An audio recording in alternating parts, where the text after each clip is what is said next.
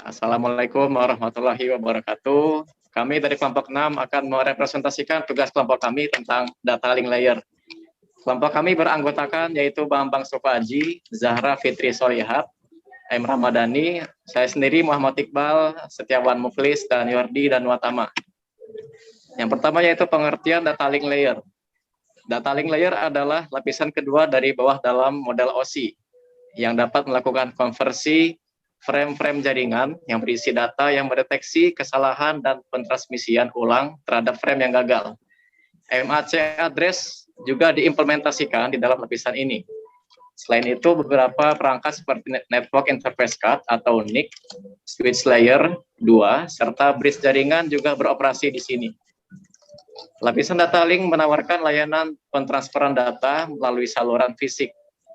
Pentransferan data tersebut mungkin dapat diandalkan atau tidak.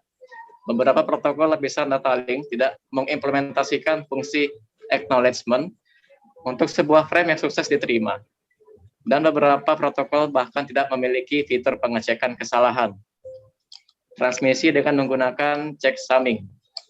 Pada kasus-kasus tersebut, fitur-fitur acknowledgement dan pendeteksian kesalahan harus diimplementasikan pada lapisan yang lebih tinggi, seperti halnya protokol transmission control protocol atau disingkat TCP, atau bisa disebut juga lapisan transport.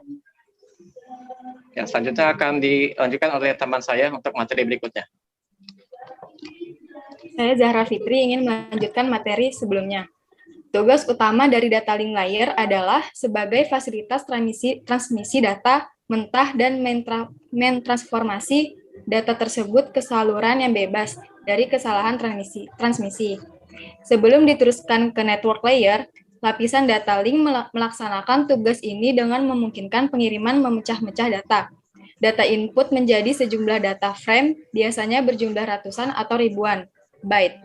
Kemudian lapisan data link mentransmisikan frame tersebut secara berurutan dan memproses acknowledgement frame yang dikirim kembali oleh penerima, karena lapisan fisik menerima dan mengirim aliran bit tanpa mengindahkan arti atau arsitektur frame. Maka tergantung pada lapisan data link lah untuk membuat data mengenali batas-batas frame itu. Hal ini bisa dilakukan dengan cara membubuhkan bit khusus ke awal dan akhir frame.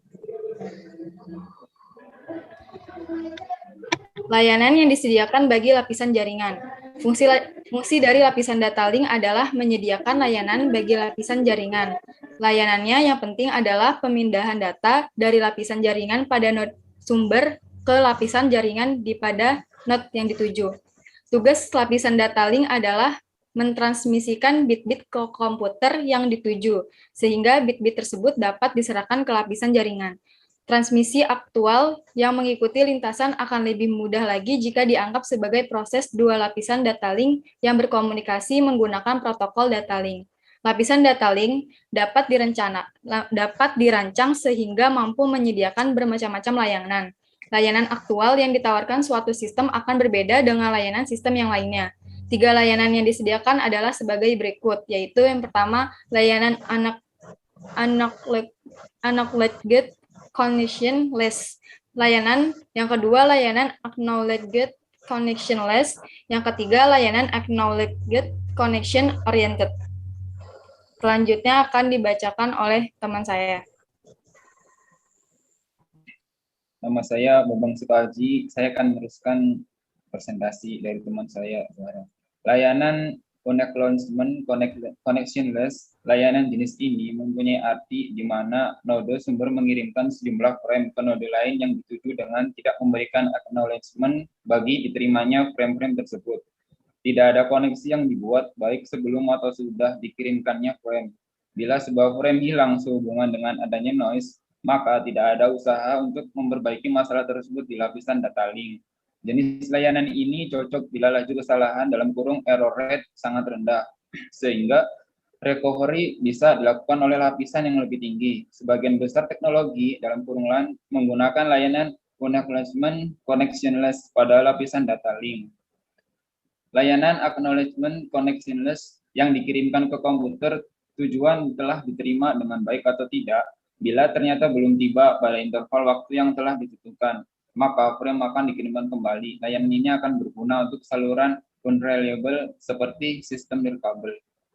Layanan Acknowledge Connection Oriented. Layanan jenis ini merupakan layanan yang paling canggih dari semua layanan yang disediakan oleh lapisan data link bagi lapisan jaringan. Dengan layanan ini, node sumber dan node tujuan membuat koneksi sebelum memindahkan datanya. Setiap frame yang dikirim tentu saja diterima. Selain itu, layanan ini menjamin bahwa setiap frame yang diterima benar-benar hanya sekali dan semua frame diterima dalam urutan yang benar. Sebaliknya dengan layanan connectionless, mungkin saja beberapa kali dan akan diterima dalam beberapa kali juga. Sedangkan layanan connection oriented menyediakan proses-proses lapisan jaringan dengan aliran bit yang bisa diandalkan. Pada saat layanan connection oriented dipakai, pemindahan data mengalami 3 fase. Pada fase pertama, koneksi ditentukan dengan membuat kedua node menginisialisasi variabel-variabel dan counter-counter yang diperlukan untuk mengawasi frame, yang mana yang diterima dan yang belum diterima. Dalam fase kedua, satu frame atau lebih mudah ditransmisikan dari node sumber ke node tujuan. Pada fase ketiga, koneksi dilepaskan, pembebasan variabel, buffer, dan sumber daya lain yang dipakai untuk menjaga berlangsungnya. Sekian presentasi dari kelompok kami tentang data link layer. Bila ada kekurangan, kami mohon maaf. Sekian dan terima kasih atas perhatiannya. Wassalamualaikum warahmatullahi wabarakatuh.